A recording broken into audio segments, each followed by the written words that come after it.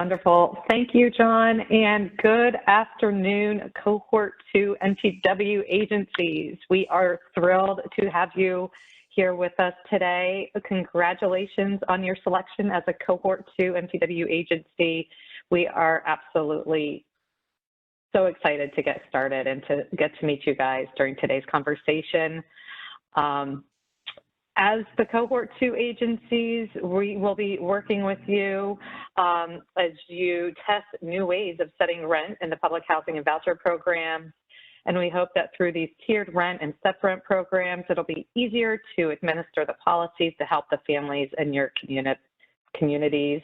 Moving away from the traditional income-based rent, it's kind of a risky move, and we have a lot to learn from what you guys will be studying through your cohorts. We are so glad to have you with us today as partners as you kind of embark on your MTW journey to test these new policies in a careful way in partnership with our colleagues in the Policy Development and Research Office. And based on what we learned from you, 10 Cohort 2 agencies, we will be learning and really informing the how things go forward for the rest of industry. So thank you guys so much for joining us, and then we are excited to have you here. Diamond, if you could go to the next slide, please. So during today's conversation, we'll have some introductions. You'll get to meet a couple of the MTW headquarters staff, and some of the field staff will be here as well. We will be breaking into smaller group sessions, so you get to talk to each other. So you can learn from each other kind of why you joined MTW, meet your field staff, meet the other HUD staff, and then we will go through that email that I sent to you on Friday with your selection letter to kind of talk through the various steps that you need to know as you become an MTW agency. If you could go to the next step, please. So on today's call, you'll hear directly from myself, the MTW director. John Kincannon, the MTW Deputy Director, will be speaking with you, as well as Tanisha Gurdon, one of our Housing Innovation Specialists as well. And you will also be hearing from Paul Joyce in our Policy Development and Research Office. We've been doing a lot of really good partnership with the PD&R office as we go forward. You'll be meeting each other, and there's also a number of field staff on the line as well, and so you'll get to kind of hook up with them as we get into those smaller group sessions here in just a few minutes. Diamond, next slide, please. Here we are. Here you are. So welcome to Kern, the County of Kern, to the Fort Wayne Housing Authority in Indiana, to the Housing Authority in the City of Nashville, North Carolina, Akron Metropolitan Housing Authority in Ohio, the Housing Authority of Washington County, Oregon, the Houston Housing Authority in Texas, Housing Connect in the County of Salt Lake, Utah, Portsmouth Redevelopment and Housing Authority in Virginia, Everett Housing Authority in Washington State, and the Charleston Kanawha Housing Authority in West Virginia. Here you are. You'll get to know each other very well as we move forward over the next many years together. Next slide, please. So this slide shows you where all of the MTW agencies are located, both the initial agencies, which are in yellow, as well as the expansion agencies. You all and your counterparts in the Cohort 1 agencies are highlighted on this map in orange. One of the requirements from Congress was that we consider geographic diversity as we move forward with the expansion. And you can see here that we have certainly done that with a number of the agencies that we have on board, that we are selected kind of moving forward in the cohorts 1 and 2 for the expansion. So we are really excited to be working with you, and we are happy to be represented across the nation. Next slide, please. Okay, so now we are going to be breaking up into smaller group sessions for about 20 minutes or so. And really the goal of these sessions is so that we can get to know each other, and so you can get to know each other, get to know us, get to know the field staff. For today's conversation, we are going to split into 2 separate groups. Going forward in future webinars, we might keep it kind of broader in the larger group since there are only 10 of you. But for today's conversation, we're going to split it into two groups based on the policy areas that you're going to be studying. So if you can take a look at the yellow group, we've got, we're going to be evaluating tier rent. So we've got Akron, Charleston, Kanawha. You'll have to let me know if I'm saying that correctly. I'm not sure if I am. Everett, Washington County, and Houston. And that group will be facilitated by Eva Fontime in the MTW office, and Autumn Gold and the MTW office will be there as well. And then in the blue group, which will be evaluating stepped rent, we've got Fort Wayne, the County of Kern, the City of Asheville, Housing Connect, and Portsmouth. And that group will be facilitated conversation by Philip, and a note taker in that group will be Jeree. So we're putting you in these groups so you can get to know each other, and to really answer the questions and to think about, you know, why MTW, what inspired you to apply to this really fantastic demonstration, and what are you hoping to accomplish with your MTW status. Next slide, please. Just a couple of logistics once you're placed into your breakout group. If you think you're in the wrong group, or if you want to leave the group for any reason, you can just press the red button, which will be at the bottom, and it looks kind of like a door. You'll be asked if you really want to leave the breakout. You'll say, yes, I really want to leave the session. And then you'll move back into the main room where you can send a chat to our host, John, and he'll be able to let you know, put you in the right place or answer any questions that you have. And next slide, please. All right, so here we go. So just before we dive into these breakouts, just a little bit of logistics. In just a moment, you're going to receive a pop-up window asking you to join the join button, to click on that. As once we break out, again, HUD staff and field staff will be in the room. We'll be introducing ourselves, and then we really want to hear from you all. Why you MTW, what you're hoping to accomplish. We've got about 20 minutes total time for the breakout groups. So at the end of 20 minutes, we will all come back to this group together. So if you could, John, send us off into our groups, that would be great.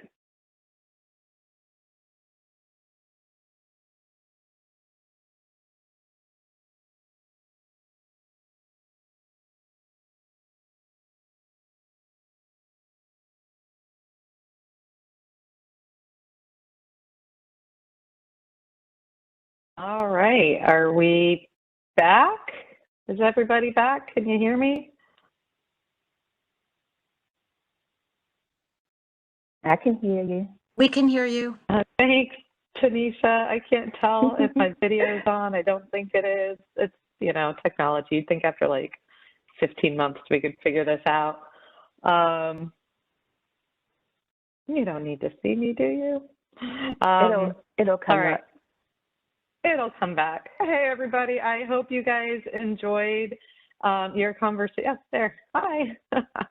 I hope you all enjoyed the conversation that you had with your fellow agencies. I'm wondering if I would, Jeree, if you'd like to share some of the takeaways that you heard from the, I guess it was the blue group that talked about stepped rent. Yeah. Thank you, Marianne. So yeah, a lot of healthy conversation among the blue group, the step rent group. Some of the underlying things that these agencies mentioned for their interest with MTW was to increase opportunities for their residents, as well as maximize self-sufficiency. Another one was decoupling rent for tenants to allow them to retain their earnings. And another was to better respond to the local needs in a quicker and more efficient manner.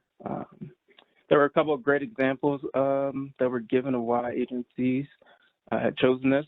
In particular, Asheville said they were interested in finding a rent structure that doesn't kind of keep people in affordable housing and kind of moves them out of it.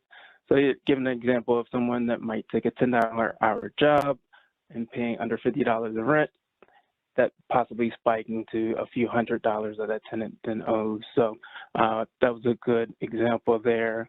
Another reason or another key takeaway from this was given from Salt Lake agency, who said their interest was in coupling housing with the services and some of the MTW flexibilities that provides. We could tell that this group did their homework because we're already talking about RAD there, so they had looked into that and saw that wasn't an option that they wanted to explore just yet, but MTW and the flexibility that they have under that kind of provided a helpful resource. So sharp group, great conversation. Fantastic, thanks, Jerry. Autumn, would you like to share what kind of like some key themes that you heard from the Yellow Team Yellow, the tiered rent group?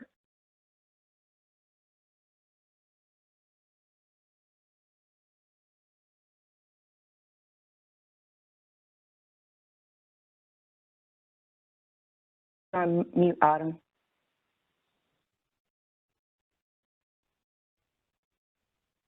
Can you hear me? Okay. So we had great representation from all of our housing authorities today. It was a very impressive group. The key takeaways that our group had were many of the staff have come from MTW agencies, and they really believe in the benefits that they saw for the families and communities. They wanted to be able to access the flexibility and the fungibility. They believe strongly in education, health, and racial equity, self-sufficiency for their families, wanting to cut that red tape and make things run smoother, expand housing opportunities, and really to be an example for other housing authorities. So it was a great conversation. That's awesome. Thank you, Autumn, for that, and thank you all for your participation in the conversation today. As Jerry noted and Autumn, this is really an impressive group of agencies. One of the EDs in our group referred to yourselves as an elite group of agencies, and that is absolutely true. And you're in good company with your other MTW partners.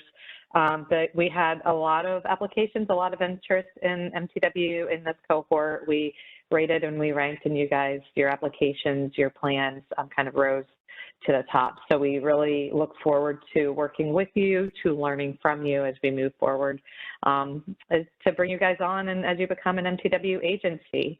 And so if you could, Diamond, if you could go to the next slide, please. And just as a reminder, if you have any questions or comments as we are going along, you can submit your questions in the chat feature, or you can type in, I want to say something verbally, and we can, John can unmute your phone. But if you have any questions as we're moving along, please submit any questions into the chat feature. So what we would like to do now is just walk through the various steps that need to be taken from today, the time of selection, and through the full onboarding process until you are designated as an MTW agency and are able to start applying your MTW flexibilities. Today's conversation is meant to really be kind of a high-level overview to kind of let you know what is to come. And as you noted in the email that I sent out on Friday, and also as we're talking today, we will be having a series of these onboarding webinars over the next several months. And so you will be able to really kind of dig into all of the various components about what it is to be MTW, how to get onboarded, all of those pieces. So by the time you are had that MTW ACC amendment executed and are ready to start implementing your activities, you know kind of everything that you need to know. So today we're going to walk through the various steps of implementation, starting with the MTW ACC amendment, and then we'll be talking about kind of putting what it means to your finances to being an MTW agency. We'll talk a little bit more about the public process and the development of the MTW supplement to the PHA plan and how to submit that. We will talk about transferring your technology from the regular PIC 5.8 system to the IMI PIC modernization system. You'll hear from Paul just about the research and the coordination with the Policy Development and Research Office, and then finally about kind of the approval of the MTW supplement. Again, today's conversation is just intended to be a very high level, kind of let you know step by step what's happening, what's coming, and then we will have a series of webinars going forward where we will dig into the specifics of each of these. If you have any questions at all as we're going along, as a reminder, you can submit your questions via the chat feature. And with that, I'm going to ask Simon to transition to the next slide and turn it over to Tanisha. Okay, good afternoon, everybody, and hello again to some of you. I'm Tanisha Girton, and I am a Housing Innovation Specialist with the MTW office. So I'm going to be going over the MTW ACC Amendment, which is the first document that you need to complete and execute to officially be an MTW agency. So I'm sure you all are familiar with the annual contributions contract where HUD agrees to make payments to the agency for administering programs. So the MTW ACC Amendment just sets the terms and agreements for MTW agencies. And what you have in front of you is an overview of the process of completing and executing your MTW ACC Amendment. So first, you want to present the amendment to your board and have it approved and signed by the agency. So I want to note here that HUD cannot accept electronic signatures. It has to be a wet signature, so you just sign it and PDF it and send it to us in the Cohort 2 mailbox. And then we'll review it here, countersign it, and once it's countersigned, you're officially MTW. You can use your funds flexibly for Section 8 and Section 9 allowable uses. And we'll send that back to you from the Cohort 2 mailbox, and you'll also receive a hard copy as well. And please, when you send it, also send your board resolution when you send the ACC amendment. And we'll have a future training later this month, May 26th, to go over this process in more detail. But for now, that's just to get you thinking about it. So I'm going to now turn it over to John to go over step 2. Thank you, Tanisha. And let me say congratulations to everyone, all 10 housing authorities. I know it's been a long road, so we're really happy to have you join the demonstration. Again, I'm John Kincannon, Deputy Director of the MTW office. And I'm going to be, these slides I'm going to walk through and all these steps, as Marianne said, this is a high level, not expected, there won't be a quiz at the end, but we just kind of want to give you this abridged version, and then we'll get into, in future webinars, into more depth.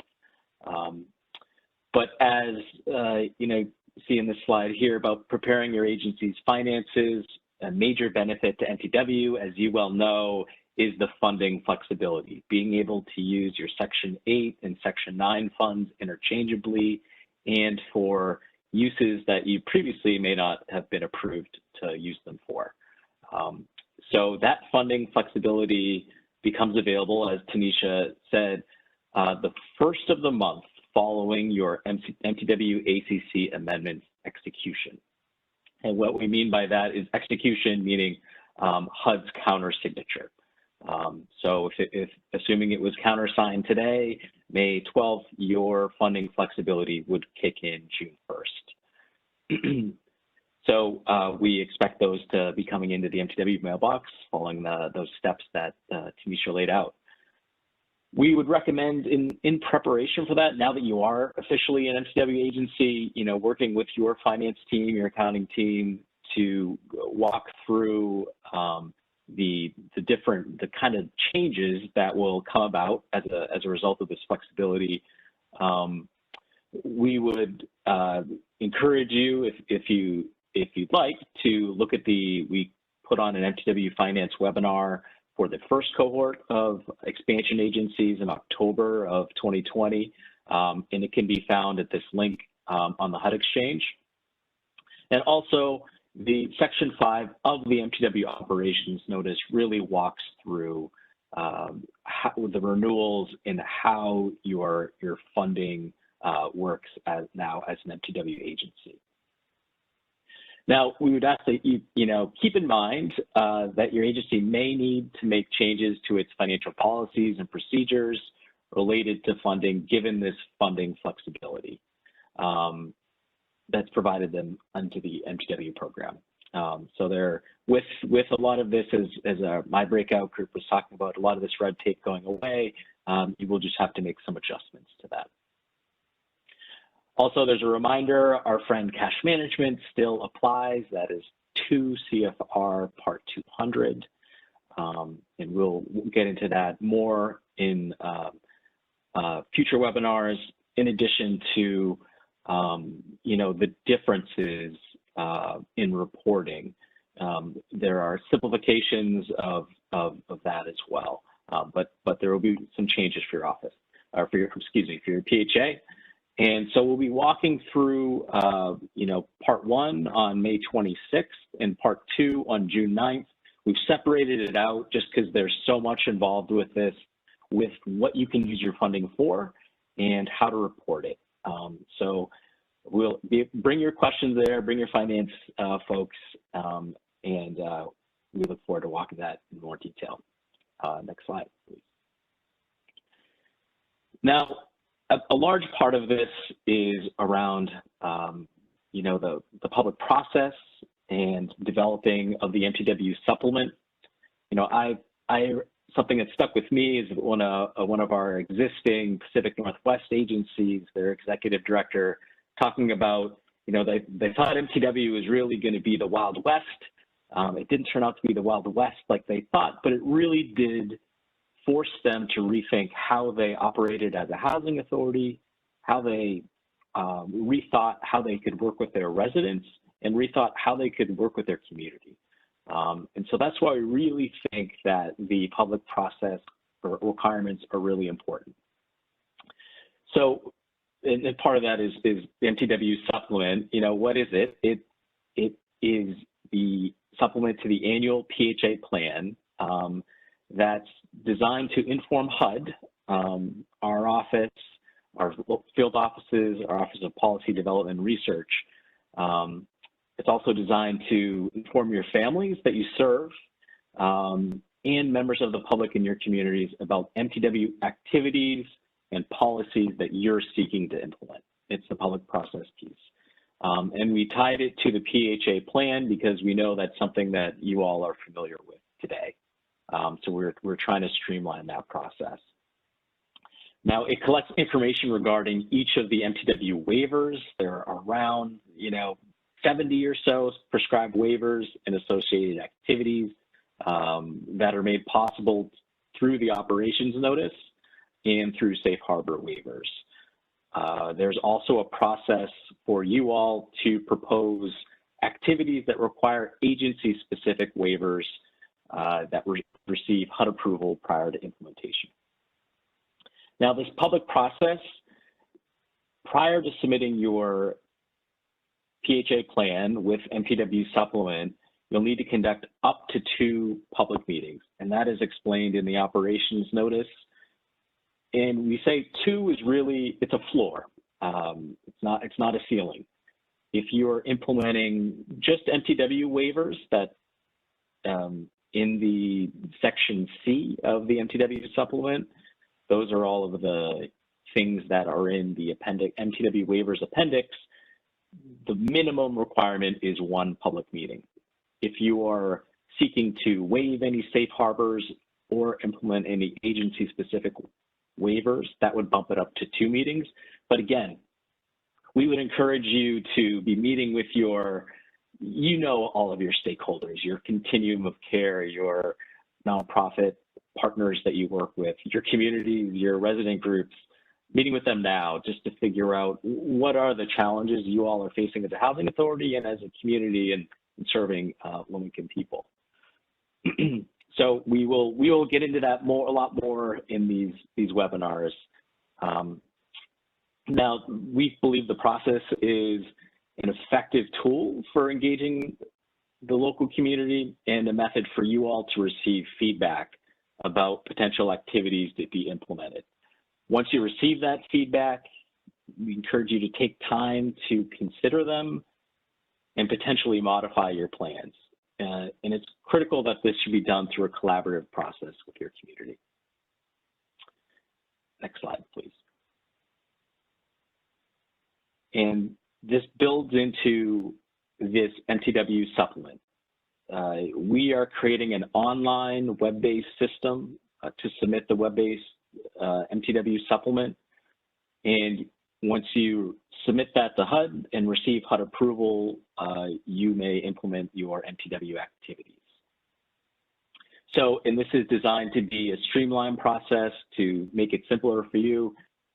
It'll probably be a little bit of an adjustment to learn what it is, but once we have that information, we'll get into Wendell and our team, really how being able to pre-populate things for your next year's plan. But it'll be something that really that HUD can use to aggregate and be able to analyze something you can't really do with PHA plans now that go to the field office that are PDF'd. But this is something that we'll really be able to work with at a high level.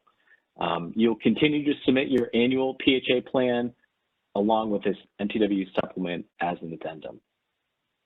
And remember that you can complete and execute the MTW ACC amendment, step 1, set up your finances, step 2, and conduct the public process and complete development of the MTW supplement simultaneously. But you must submit the MTW supplement and receive HUD's approval before beginning implementation of your activities. So that's just the difference of once your ACC amendment is executed, you have the funding flexibility, and once you receive your approval from your field office that your PHA plan and MTW supplement is approved, then you can implement the waivers for that. Next slide, please. And lastly, before I turn it over, transitioning your 5.8 data in IMS PIC modernization. Now, you all must have to use a new form that we've created just because the old standard 5.8 just wouldn't work. It doesn't. There would be, you know, because you're going to do a lot of rent reform and changes to the rent, so you'd be getting all kinds of fatal errors and making enemies with your PIC vendor provider. So we are implementing a new form. It's the HUD 5058 MTW expansion. And we're developing this in IMS PIC modernization system. And so we're kind of pioneers to this system, and that's where you'll put all your tenant level reporting. Now you'll continue to use the standard HUD 5.8 for other households or to which you're not applying MTW flexibilities. And we'll be working with you to migrate your tenant and public housing building and unit data to IMS PIC and do all of your your existing 5058 data. We will follow up with you. We have an upcoming webinar, and I know and we've been working with software vendors to prepare them for this. So that's something that's coming down the road. So with that, I will pass it to Paul Joyce in our Office of Policy Development Research. Paul. Thanks, John. Hi, everybody. Congratulations on your selection. It's nice to meet you all. I'm from HUD's Office of Policy Development and Research, or PD&R, and I will be managing the evaluation for Cohort 2. We have hired a contractor, MDRC, and the 3 key staff from MDRC are Jim Riccio, Nandita Verma, and Nina Castells, and Nandita and Nina are on this webinar as well. You'll hear a lot more from us at the end of June. We'll have a webinar specifically about the evaluation. And so all I want to say today is, first of all, this is very exciting. I think that this is probably the most exciting research project that I have been a part of in my 14 years at HUD. The opportunity to study new rent policies is huge. And the research design that we have here with a randomized controlled trial where we're randomly assigning households to one rent policy or another, that is really the gold standard for evaluation research. And it's going to allow us to draw some really compelling conclusions about whether or not these new rent policies actually work. So I'm excited to work with you all, and I hope you're excited as well. And I think I'll leave it at that for now, and look forward to talking to each of you more.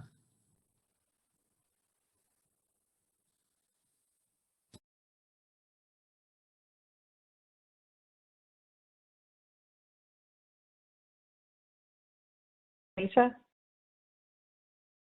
think you might be on mute. Thank you. I double muted by mistake. So hello again, everybody. So I don't know if you remember how many steps there were, but this is the last one, step 7. So, which is getting your supplement approved. So after you've done the hard work of figuring out what activities you want to implement and the public process and all the other elements involved in steps 1 through 6, you'll receive your supplement approval from the field office in the same way you do now when you receive your PHA plan approval. It will also include your supplement approval. So like John said, back in step 4, after you receive your supplement approval, you can then start implementing the activities that you proposed in your supplement and that HUD approved in accordance with the ops notice. So that's basically it. So this document is important because it lets you use your flexibilities to implement activities where the ACC allows you to use your funds flexibly. So, and there also is going to be a training on all things supplement in July, so stay tuned for that. So I'm going to hand it back to Marianne for questions. Fantastic. Thank you, Tanisha, Paul, and John. So this is where we get to hear from you guys. I know that was a lot of information, but just as a reminder to submit questions, you can either enter your question into the chat and we will do our best to answer it today, or you could type in, hey, I'd like to say something verbally, and we can unmute your phone as well. So, you know, as you all are kind of thinking through what questions you may have, to put those questions into the chat, just wanted to again say congratulations. We are beyond thrilled to be able to meet with you today to get started with this cohort and to move forward with this kind of rolling out the expansion. This is an elite group of agencies. We will learn a lot from you, and we will be informing the industry going forward. And so that is just very, very exciting, not to mention the great benefits that MTW will be able to allow you to kind of address your local community concerns. So here we do have a question. Thank you, Mark. So Wendelin Huvendick is our Management Information Specialist on the team. And so Wendelin, I am going to ask you to address this question from Mark. The question is, do we have a list of software vendors that supports MTW? Wendelin, can you address that question, please? Sure, thanks, Marianne. So actually, HUD does not maintain a list of software vendors because there's dozens of them. And so if we maintained a list, most likely we would forget somebody, and it could be seen as we're steering people towards one vendor or another. So we don't maintain a list, but I think probably if you let your fingers walk in Google or whatever, it's probably pretty easy to find some of them. I would also suggest, if you know of any other of the initial 39 MTW agencies or any of the other expansion agencies, maybe check with them and see who they are using, because that could be a good tip as well. Perfect. Thank you, Wendelin. So for this next question, there's actually a couple that are similar. So John Kincannon, these are going your way. So the first, it's relating to the timing of the MTW supplement. Hang on a second, regarding the timing of the first supplement, if our fiscal year starts on July 1, will the first supplement be an amendment to the annual plan that will go into effect this summer? And a similar question from Akron is, do we stay on the same annual plan cycle for submission to the PHA plan supplement? So John, can you talk a little bit about the timing of where you are in the fiscal year? Right. Great questions. I will say once, so your fiscal year will not change. It will still remain the same. But for the PHA that has coming up on a fiscal year that's just about to start on July 1, it depends on the timing of when you bring your ACC amendment to your board, send it to HUD, and then HUD finally executes it. Because once you finally execute once HUD executes your ACC amendment, then you'll be granted access to the system to actually be able to fill in all that information and click submit. So because your PHA plan is due, 75 days before the fiscal year start, I think for that July 1 agency, that's just not enough time for you. So you would, if you wanted to implement MTW waivers or activities this fiscal year, the fiscal year going into, you would submit it as an amendment to your PHA plan. So I think I would do some reverse engineering on your part of when you plan to submit that ACC amendment to HUD. And I will say typically, we've been waiting for them to come in. We'll wait for them to kind of form a bit of a group because we send them forward to our General Deputy Assistant Secretary. By the time this comes in, maybe we'll have an Assistant Secretary in PIH, but that person will then execute them. But that typically takes, a week to 2 weeks. So, but it's typically pretty quick for HUD. And so just think of that. So hopefully that answers your question. And again, we're going to be having MTW Supplement. We're going to get into the weeds more in some of the future webinars. But I know you're all chomping at the bit, so that's a great question. Fantastic, great, thanks, John. Gwendolyn, I have 2 questions for you, and I'm going to ask them one at a time.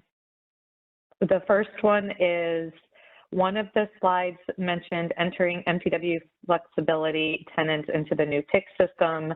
Does this apply just to tenants participants selected for the new rent or for all tenants participants? Great question.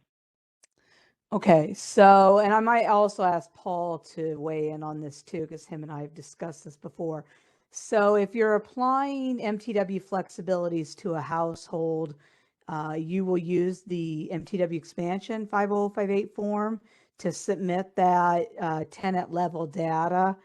I believe, and this is where I'm going to let Paul jump in. I believe that when it comes to the evaluation and some of those details, that Paul and his office have a specific way they're going to handle that part. Can you speak to that? I'm actually not sure what you're thinking of, Wendell, and maybe the only thing I can share right now that might be relevant is that the IT systems that you all use to submit your PIC data will obviously require some changes to accommodate the new rent policies, and we have anticipated that. And MDRC has funding available to help cover the costs of those modifications, and that's one of the topics that we look forward to discussing with you all as we move forward. Yeah, and thank you, Paul. And I think, and we've gotten this question from a couple of the software vendors through the work with the IMIS PIC Modernization project. I think one of the questions sometimes is, do the agencies need to worry about like a control group or anything like that? So I think that for the housing authority's purposes, they just need to worry about submitting the form, correct? So I think we should circle back internally, and following this webinar, we will be, making sure to address any questions, and we'll send out an email to all of you as well. So that's a good question, and we'll make sure that we get some good, clear guidance going forward. Wendell, another question for you is, the software we use has a module for us to use for MTW. Should we begin implementation now, or do we need to wait a bit? So that's a great question. So the MTW module that's probably within your software is for the HUD 5058 MTW, which is the form that the existing initial agencies use. And so you would not want to implement that because it's a completely different form from the MTW expansion form. And I know that the software vendors are working right now as we speak on getting things ready for the MTW expansion form. Great, thanks, Gwendolyn. So the bottom line is no, no, no. Correct. Don't use that MTW module. No. Correct. So question for John Kincannon. Can you give us an example of funding flexibility that we can use prior to having an approved supplement? For example, and so this is also assuming that you have an executed MTW ACC amendment. For example, can we use public housing operating reserves flexibly without an approved plan? It depends on what you mean by flexibly. So you can do, without an approved plan, sort of, you can use your funding for anything that's currently allowable, say under the capital fund eligibility, operating OPSUB eligibility, and housing choice voucher funding eligibility. That's HAP and admin fees. So anything that's you're currently allowed to do to spend your funds on, it's just removing those guardrails between the different program types. So an example would be if you wanted to supplement what you're doing to on the, say, capital needs for your public housing properties. If you wanted to use housing choice voucher funding for that, you could use housing choice voucher HAP funding for capital fund purposes. Similarly, if you wanted to use your capital funding to put more vouchers on the street, you could use capital funding for that. So I think it's just making sure that what you are spending your funds on is currently allowable today without an approved MTW supplement in place. Right. And Marianne, did you right. want And to again, remember following the steps, right? So you need to have the executed MTW ACC amendment. So that's the first thing. So that's what we'll talk about at the next webinar about the MTW ACC amendment. You'll present that to your board, go through whatever process, send that to HUD.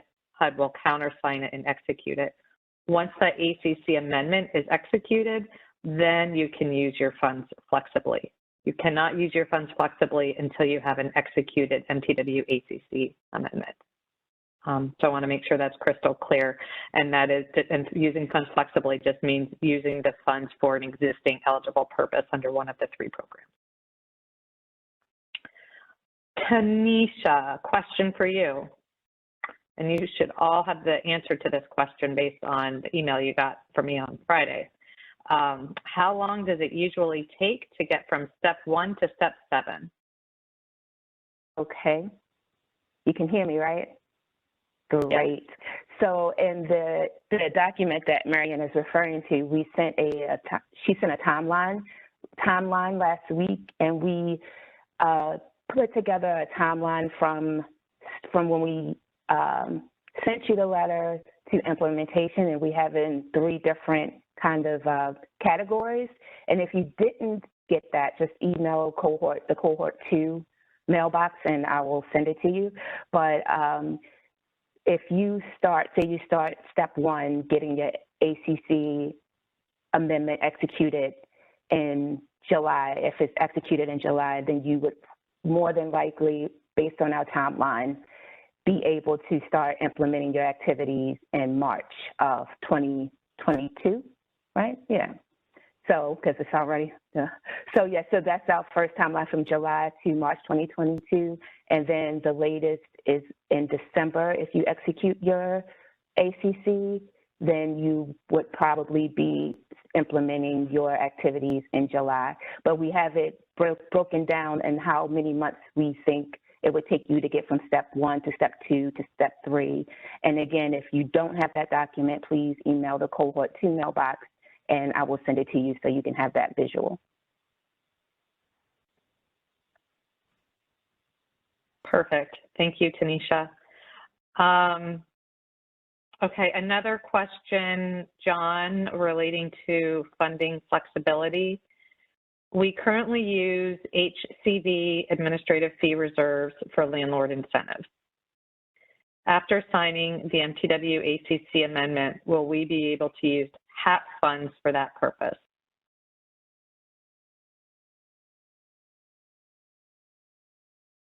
John, Sorry. Yeah, I'm sorry. I'm here. Yeah. So if that is allowable use for your admin fee funding, you would be permitted to use your HCV HAP for that purpose to supplement what you're doing there. That's correct. Great. Thank you. There is a question relating to when can we expect to receive the link for the upcoming trainings? We did not receive the links for this training. We had to contact the field office for the link.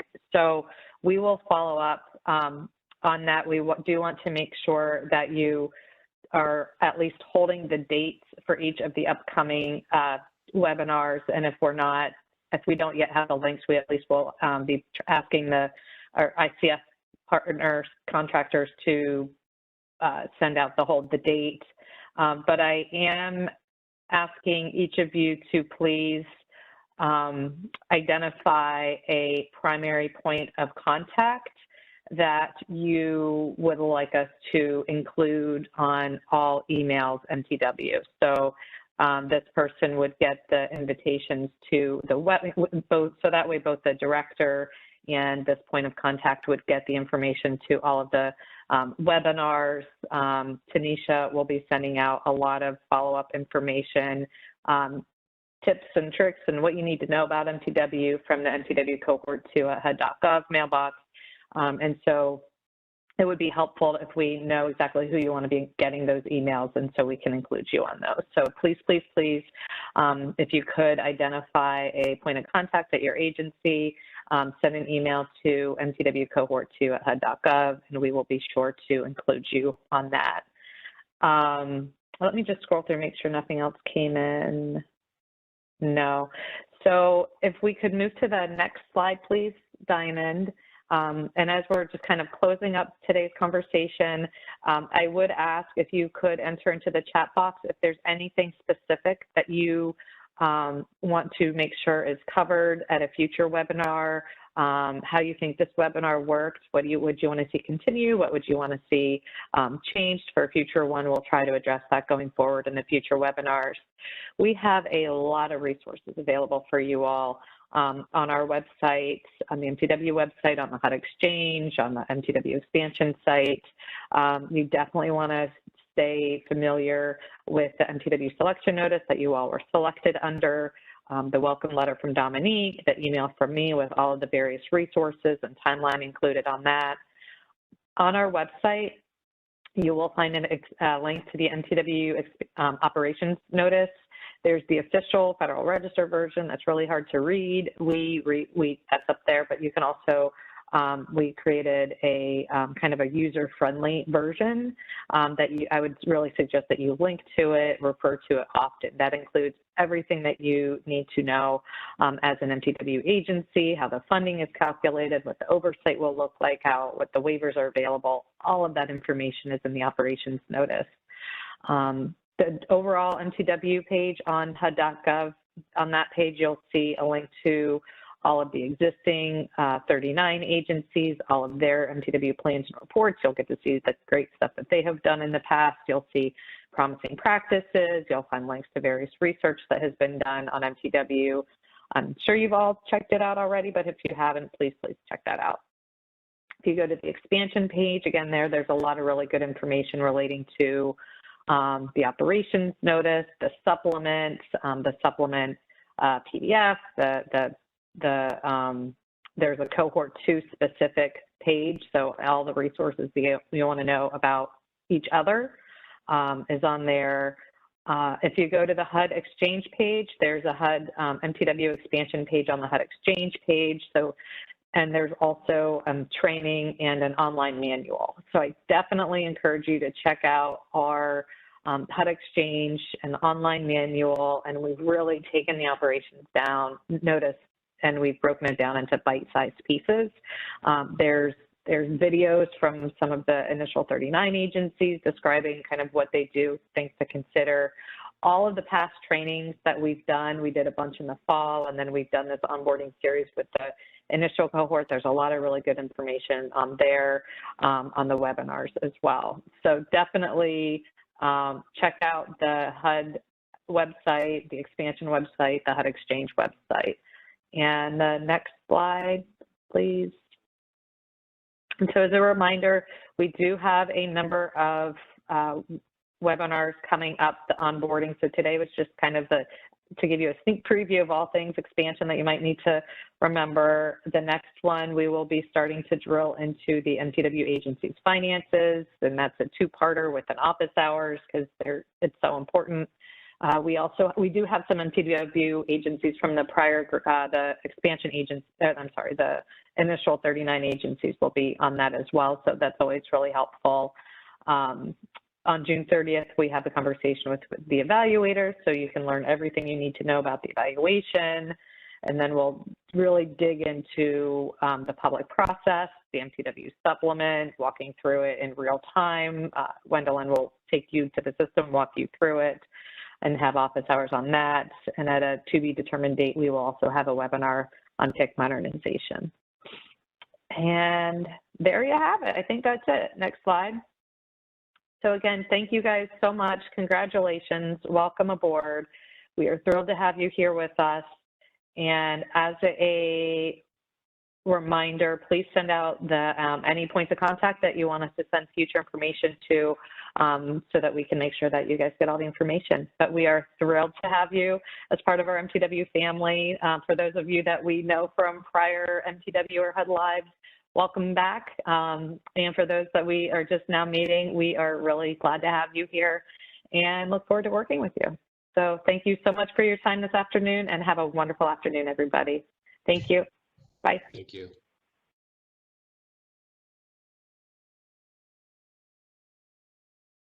That concludes today's webinar. Thank you for joining the session.